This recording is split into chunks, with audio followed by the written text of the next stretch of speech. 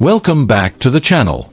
Today we're going to talk about something that affects millions of people around the world, and yet, many don't fully understand it. What is the real difference between a religion and a sect? Is it just a matter of labels, or are there deep psychological, emotional, and even social consequences depending on which kind of group you're part of? In this video, we'll explore how religions and sects operate, how they treat their members, and most importantly, how they react when someone decides to leave. Because that's when the masks really come off. While religions tend to be more tolerant and open, sects often reveal a darker, more controlling side. Let's break it down. A religion is typically a long-standing belief system with institutional structure, millions of adherents, and global presence.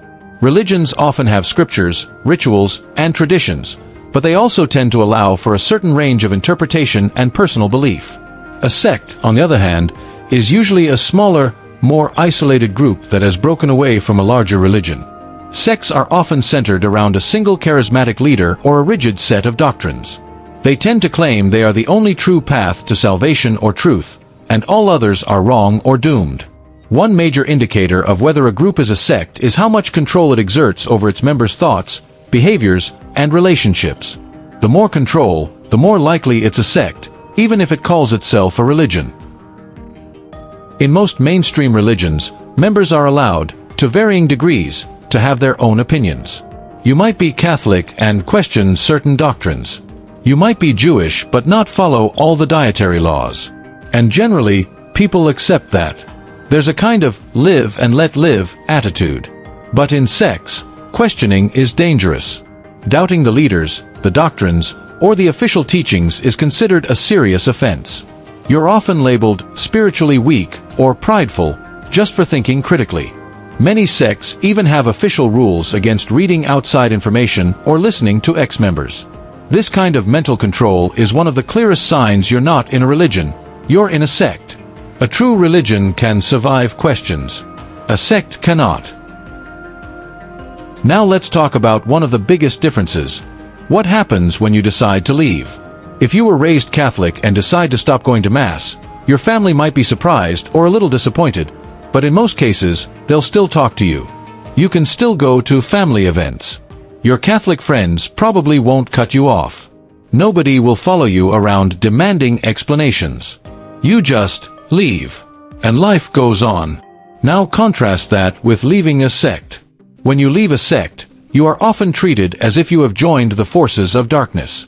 You are marked, disfellowshipped, or spiritually dead.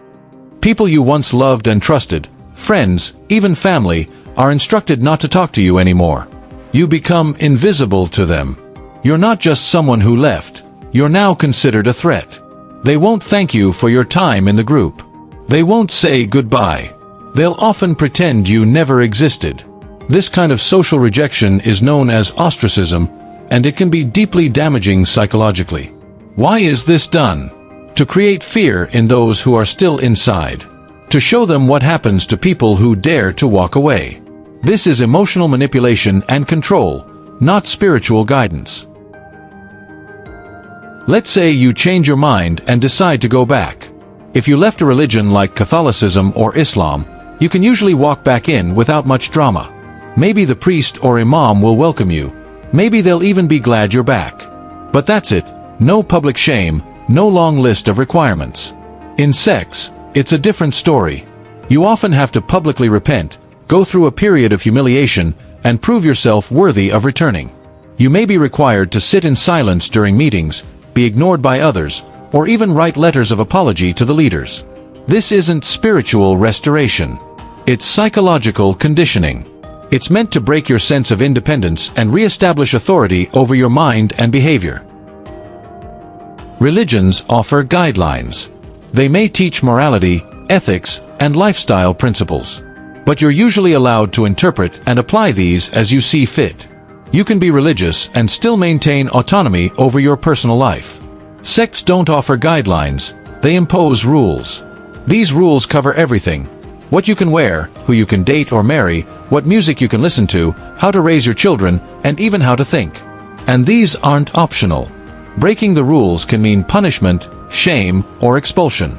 In some cases, even minor offenses, are reported by members to the leaders. This creates an environment of surveillance, fear, and guilt, where people are more loyal to the group than to their own family. A religion may become part of your identity, but it usually allows you to have other aspects too.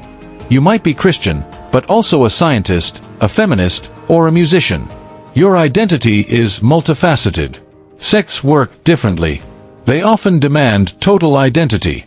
Everything you are must align with the group. Your social life, your future plans, your job, your hobbies, everything revolves around the group. You aren't just a believer. You are a soldier in their cause. Leaving a sect is so painful not just because of the ostracism, but because you have to rebuild your identity from scratch. For many, the sect was all they ever knew.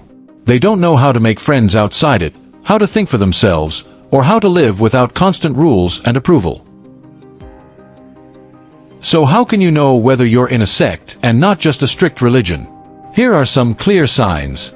Questioning is discouraged or punished. Leaders claim to speak for God or have special authority. There is a strong us versus them mentality.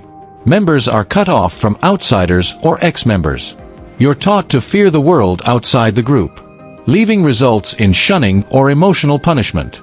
You feel constant guilt or fear of not being good enough. If several of these sound familiar, you may not be in a religion, you may be in a sect. Believing in something is not wrong. Wanting community, support, and moral guidance is natural. But no belief system should demand your soul in return. No spiritual group should control your mind, your relationships, or your personal choices. Religions can inspire and connect people. But sects manipulate, isolate, and control. The difference becomes most visible when you choose to leave, because a religion will let you go.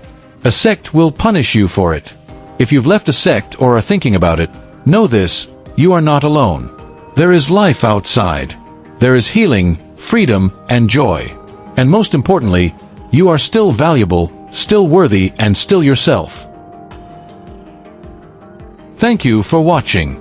If you found this video interesting or thought-provoking, please consider giving it a like, sharing it with others, and leaving a comment with your opinion. I'd love to hear what you think. And don't forget to subscribe to the channel so you don't miss future content. See you in the next video.